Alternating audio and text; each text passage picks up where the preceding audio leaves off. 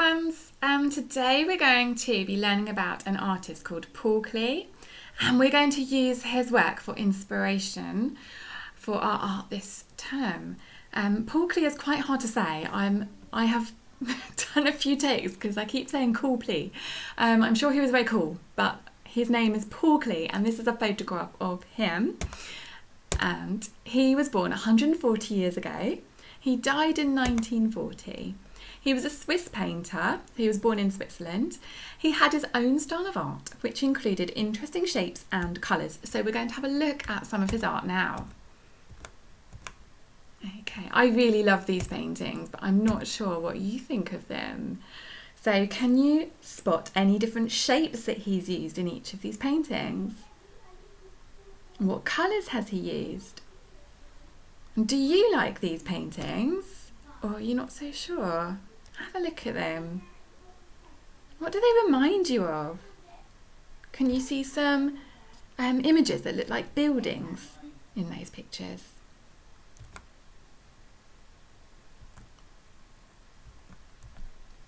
So Paul Klee's work was abstract, so he hasn't painted things in exactly the same way as he would see them.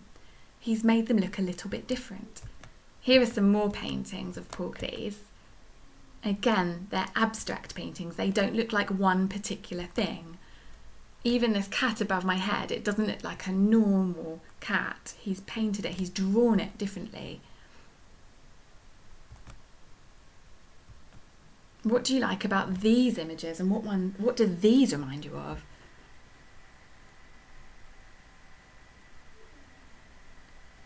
The one right at the far side reminds me of a big red balloon in the sky next to some buildings.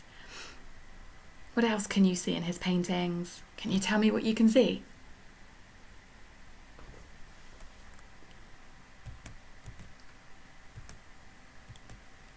Okay, Paul Klee used paints to create his art, but today we'll be using pastels to create a similar effect. At home, don't worry if you don't have pastels. You can use colouring pencils, pens, paints or crayons. Whatever you find at home is absolutely fine. But watch as I show you how to create the different effects with the pastels, and then you can have a go. So I'm going to be doing this on a squiggle picture, and I'll show you how to do that sooner as well. So pastels can be layered up to make the colours bolder. So this pink here, actually I'm going to make this bigger. This is so you can see exactly what I'm doing. Here we go. So I'm going to layer up these colours to make them bolder. Like this. So that's not very bright and bold, this one here, but if I go over it lots of times, that makes it as bright and bold as possible. Now obviously this is just to show you what I'm doing, but you would colour in the whole of that segment there. Okay, pastels can also be blended together. So I could blend this pink with a different colour. Okay, I'm going to try a purple. So I'm just going to put the purple on top of some of the pink and see what happens. There, so I've blended that to create a different colour. So that's something that you can do with your paints or your pencils. See if it works with the pencils. Put two colours and put one over on top of the other one. They can also be smudged like this to create a dull or muted colour, like that. Don't worry if you don't have pastels. You could try smudging paints to see what happens. Just check with a grown-up because it can get quite messy. And you could try smudging pencils, and don't worry if it doesn't work. What we're doing today is experimenting. So don't worry if you do something and you don't like it, because that's going to tell us something at the end of our lesson. Okay, let's go back. I always lose myself when I try and make myself small. Okay, back to our PowerPoint. Oh, I've disappeared. Here I am. Oh no, now I've changed everything. Okay. sorry about that. Let's go back to our PowerPoint. Right. So we layered, blended and rubbed the pastels. So do you remember I told you that Paul Klee's art was abstract, which means it doesn't represent the images in our everyday world?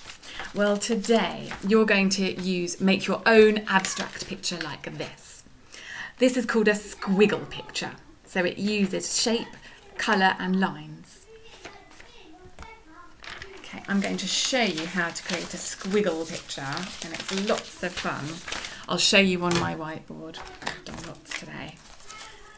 So you can use a pencil on paper or a pen on paper and you squiggle. Bear in mind you will be colouring in the different sections, but squiggle, go whichever way around you want to, and eventually you join up your line. And your squiggle has created, when you've done your squiggle, you've created different sections, and these are the different sections that you can colour today to create your abstract picture.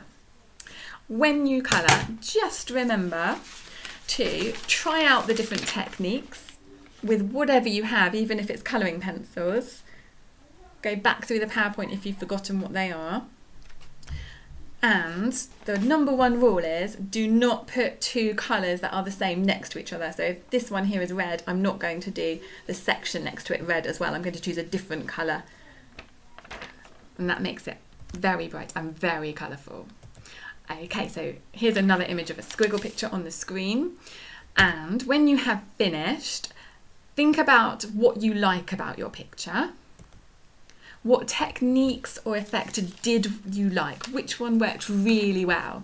Did you think blending two colours with the pencils together was a good effect? Did you like that? Was there something you didn't like? Did you put two colours together that you didn't like? I put the pink and the blue and they didn't blend very well. So have a think about that, because that will help you when you come to do your next art lesson. What did you like? What did you not like? And that's like being a true proper artist, because artists experiment all the time. Okay, please send in your photos to Mrs. O'Callaghan and I if you'd like to share them, and obviously you can put them up around your house as well and brighten up the place. Okay, enjoy your art lesson today everyone, and see you next week. Bye!